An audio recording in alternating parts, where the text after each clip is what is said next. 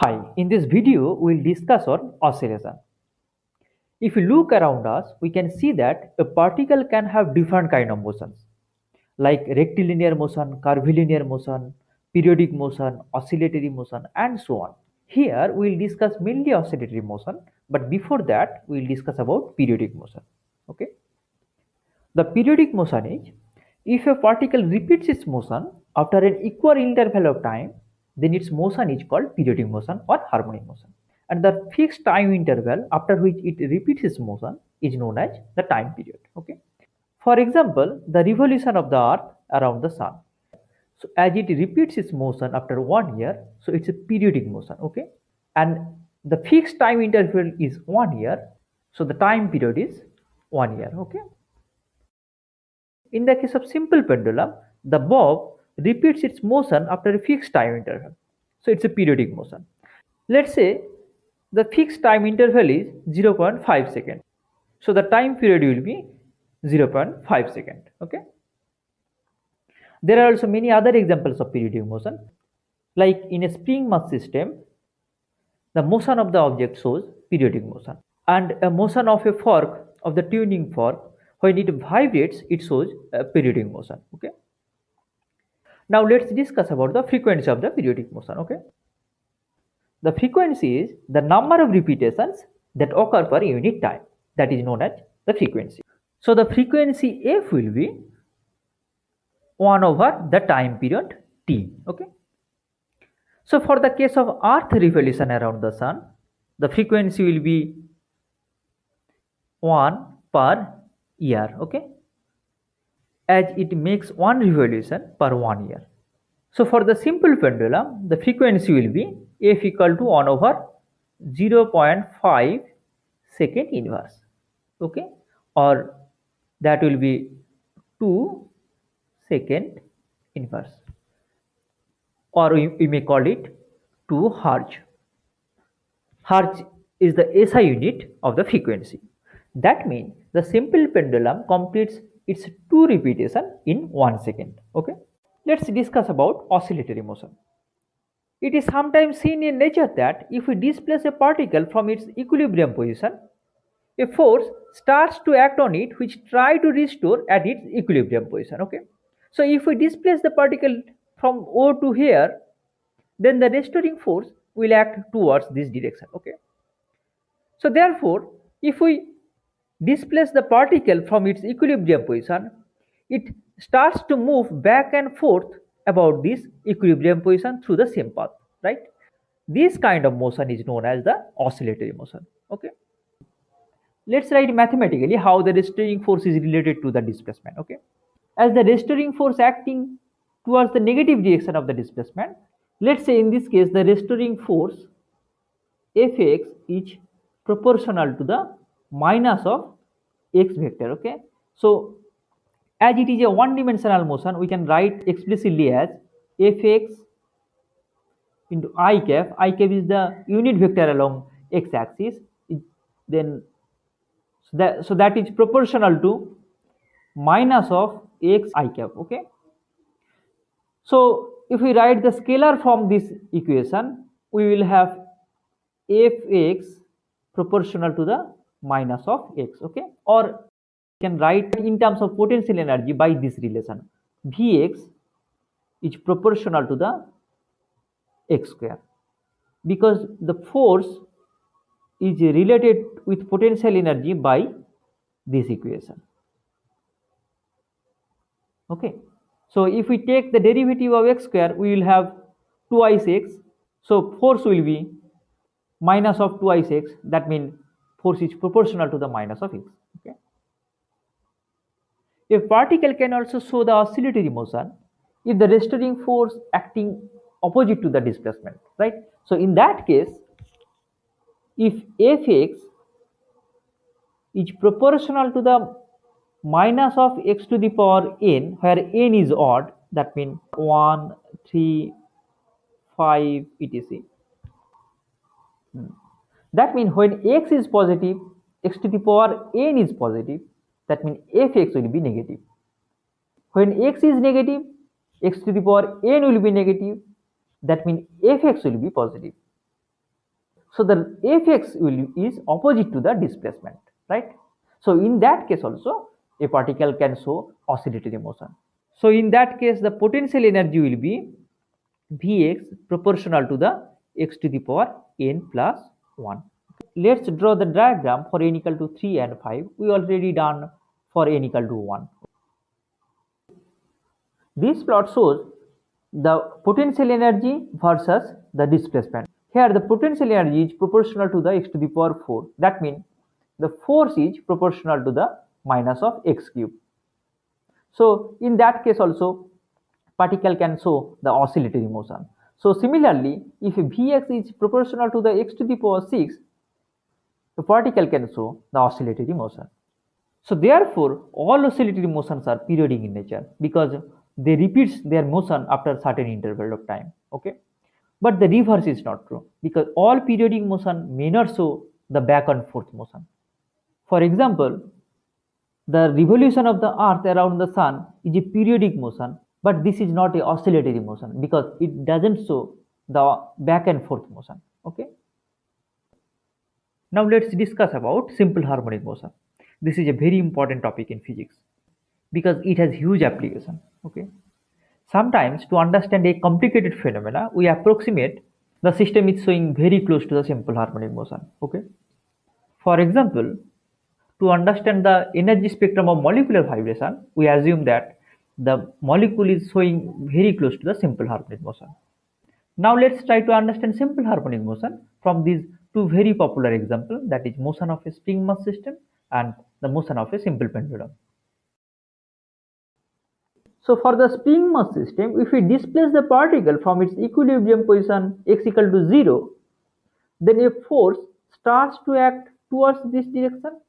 So in this case, the restoring force will be Fx is proportional to the minus of the displacement vector. Okay. So the scalar form will be Fx proportional to the minus of x. We can write it as Fx equal to minus of k into x, where k is the proportionality constant, okay, which is known as the spring constant. Okay, so we can write it m into d2x dt2 equal to minus of k into x, okay, or d2x dt2 plus omega square x equal to 0, right, where omega equal to square root of k by m. The most general solution of this differential equation is xt equal to x naught cos of omega t plus phi. Okay, as it is a second order differential equation, so we will have two unknowns x naught and phi. We can determine x naught and phi from the initial condition, right? We will analyze this solution term by term, but before that we will try to understand the simple pendulum. Okay, let's say the mass of the bob is m and the length of the string is L. Okay, now only force acting on this bob is the gravitational force, so the force will be mg. Okay, now we will break this force. Okay, but before that, let's imagine this is an arc of a circle where O is the center of this circle, so this will be the radius. Okay, so the radial vector will be along this direction and the theta component will be along the increasing of theta, okay, along this direction. Now if the string makes an angle theta with this vertical position, so this angle will be theta because this is parallel to this. The radial component will be mg cos theta, right, and the theta component will be mg sin theta, which is acting opposite to the theta direction, right. Now as the bob rotates about the suspension point O, so there must be a torque, right. So the torque is R cross the force mg. Here the magnitude of the r is the length of the string and the vector will be along the radial direction.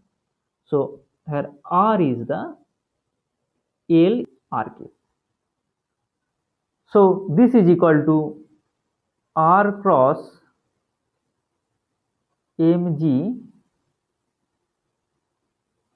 cos theta r cap minus sin theta theta cap, right? Minus sign because this is acting opposite to the theta direction. This will give us minus of r times mg sin theta into r cap cross theta cap, okay? Because this term will give us 0. So this is, we can write in terms of L minus Lmg sin theta into r cap cross theta cap, okay? Now if we write it as a scalar form, then tau equal to minus Lmg sin theta, okay? Now sin theta can be expressed in terms of power series as sin theta equal to theta minus theta cube by factorial 3 plus theta to the power 5 by factorial 5 plus and so on. Theta is in radians, okay? So for small theta, we can write sin theta as only theta, right?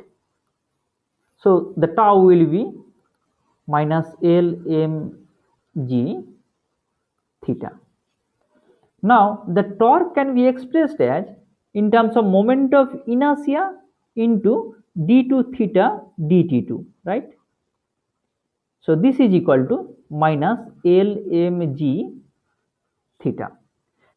This is very analogous to the linear motion, where the force can be written in terms of the mass times linear acceleration. Here torque can be written in terms of the moment of inertia times the angular acceleration, okay? So we can have d2 theta dt2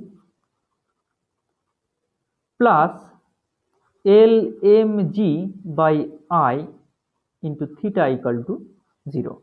The moment of inertia of the bob around the point O will be I equal to mass times L square, okay, where L is the length of the string. So this differential equation will be d2 theta dt2 plus omega square theta equal to 0, where omega equal to square root of g by L. So if theta is very small, so this pendulum follows this differential equation, which is exactly same as this differential equation, okay?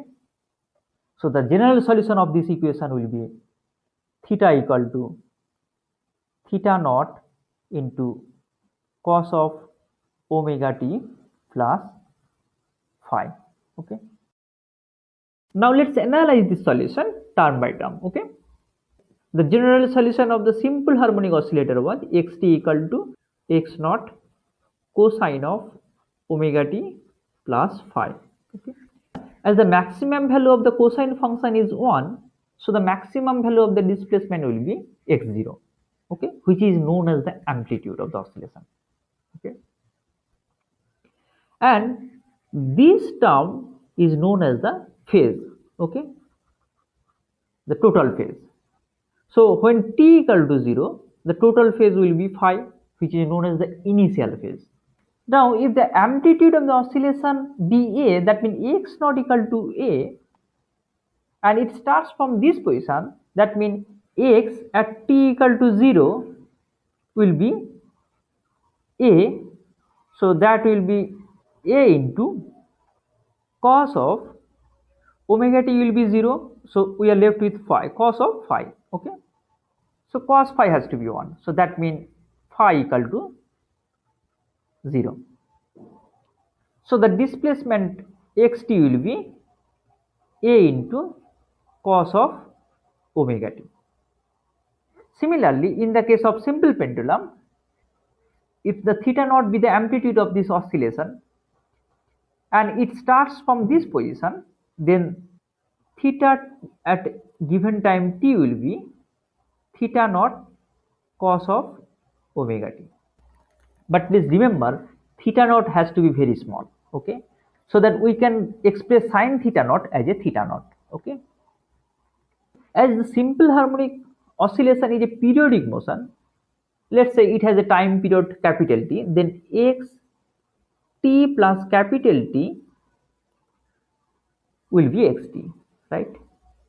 So that means a into cos of omega t plus capital T equal to a into cos of omega t. And as we know, cosine function has a periodicity of twice pi. That means omega t equal to twice pi. So omega equal to twice pi over capital T. So it means how many times it completes 2 pi radian per unit time, okay. So it represents the angular frequency, so which is related with the linear frequency as twice pi into f, where f is the linear frequency. So frequency of a spring mass system, that is omega equal to square root of k by m. That means as k increases, that means spring constant increases, frequency will be increased. And if the mass of the object decreases, then frequency will be increased. But in the case of simple pendulum, omega equal to square root of g by L, okay. So omega doesn't depend on the mass of the pendulum, okay. It only depends on the gravitational acceleration g and the length of the string. So if the length of the string decreases, omega will be increased, okay. Now let's take an example. If the length of the string of a simple pendulum increased 4 times and the mass of the bob increased 2 times, then what will be the time period, okay. Now the expression of the time period of a simple pendulum is t equal to twice pi into square root of L by g, okay, where L is the length of the string and g is the gravitational acceleration. So if the length of the string increased 4 times, that means the new length will be L prime equal to 4 into L. So the new time period t prime will be twice pi into square root of L prime by g. So this is equal to twice pi into square root of 4L by g, okay. So this is equal to twice t. So if the length of the string increased 4 times, then the time period will be increased 2 times, okay. And if we see the expression of the time period, then we can see that it doesn't depend on the mass. So if the mass of the bob increased 2 times, then it doesn't affect the time period of the pendulum.